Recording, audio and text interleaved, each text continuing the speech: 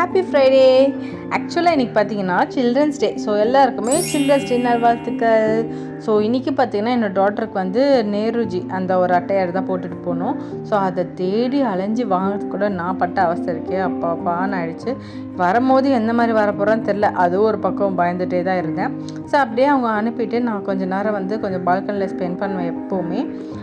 இந்த ஒரு செடியில் பார்த்தீங்கன்னா நான் ஒரு செடி வச்சேன், அது ஒரு செடி வளர்ந்துல பார்த்தீங்கன்னா அங்கே மணி பிளான்ட் மாதிரி ஒரு கொடி வந்திருக்கு பார்த்தீங்கன்னா. ஆக்சுவலாக மணி பிளான்ட்டே கிடையாது, அது ஆக்சுவலாக என்ன செடின்னு எனக்கு தெரியல. ஸோ உங்களுக்கு என்ன செடி பற்றி தெரிஞ்சுச்சுன்னா கண்டிப்பாக கமெண்ட் பண்ணுங்கள்.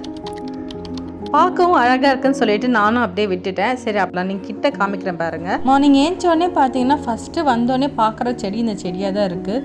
ஸோ இங்கே இருக்க அந்த க்ரீனரிஸ், அந்த க்ரீன் கலர், அதை பார்க்கும் போதே மைண்டு ரொம்ப ரிஃப்ரெஷிங்காக இருக்கும். ஸோ அந்த பிளான்ட்டு ப்ளஸ் இந்த கேட் ஓப்பன் பண்ணிவிட்டு இந்த இடத்துல உட்காரும் போது ரொம்பவே ரிஃப்ரெஷிங்காக நான் ஃபீல் பண்ணுவேன்.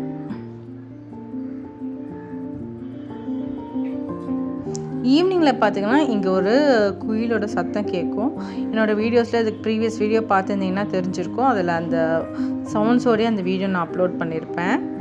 ஸோ அப்படியே வந்து சரி பிளாக் காஃபி கொஞ்சம் குடிக்கலாம்னு சொல்லிட்டு குடிச்சிட்டு இருந்தேன். பார்த்தீங்கன்னா ஒரு 2 டைம்ஸ் பார்த்தீங்கன்னா மில்க் குடிப்பேன். அதில் வந்து நார்மலாகவே கொடுப்பேன், இல்லைனா ஏதாச்சும் மிக்ஸ் பண்ணி ஹாட் சாக்லேட்டு, ரோஸ் மில்க் அப்படின்னு சொல்லிட்டு நான் எப்படினாவது கன்சியூம் பண்ணிடுறேன். அதனால் இது வந்து 1 டைமாக மாற்றிக்கலாம் அப்படின்னு சொல்லிட்டு நானும் மார்னிங்கில் வந்து பிளாக் காஃபியை மட்டும் எடுத்துக்கிறேன்.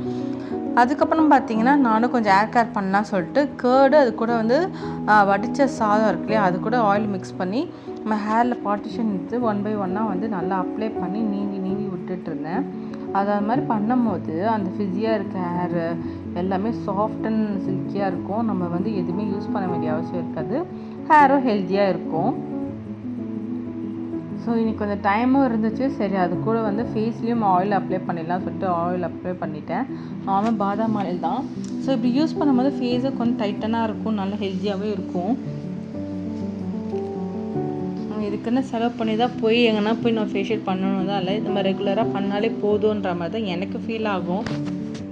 நான் இது வரைக்கும் ஃபேஷியல் அதெல்லாம் பண்ணியிருக்கேன். ரொம்ப எப்பவுமே இந்த மாதிரி ஆயில் மசாஜ்லேயே எனக்கு ஓரளவுக்கு ஓகேவாக மாதிரி தான் பண்ணியிருக்கேன். நார்மலாக பார்த்தீங்கன்னா ஐப்ரோஸ் வந்து 3 months ஒன்ஸ் தான் பண்ணுவேன். ஒன்ஸ் பண்ணிட்டேன்னா இந்த ரேசரை வச்சு நான் இருக்க பேபி ஹேர்ஸ்லாம் ரிமூவ் பண்ணிட்டாலே எனக்கு கரெக்டாக இருக்கும். ஸோ அப்படியே நான் போய்ட்டு ஹேர் வாஷ் பண்ணிவிட்டு வந்துடுறேன். ஹேர் வாஷ் பண்ணிவிட்டு வந்தோடனே பார்த்தீங்கன்னா நல்லா தலையை நல்லா ட்ரை பண்ணிட்டேன். அப்படியே ட்ரை பண்ண பிறகு பார்த்திங்கன்னா எங்களுக்கே பார்த்திங்கன்னா உடம்பு செம்ம ஒரு ரிஃப்ரெஷிங்காக இருந்தது.